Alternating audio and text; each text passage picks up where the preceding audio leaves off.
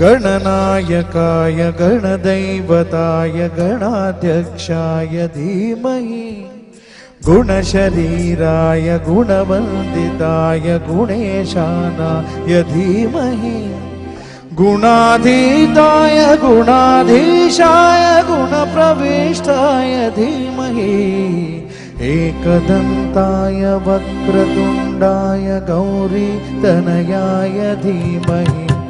गजेशानाय भालचन्द्राय श्रीगणेशाय धीमहि एकदन्ताय वक्रतुण्डाय गौरीतनयाय धीमहि गजेशानाय भालचन्द्राय श्रीगणेशाय धीमहि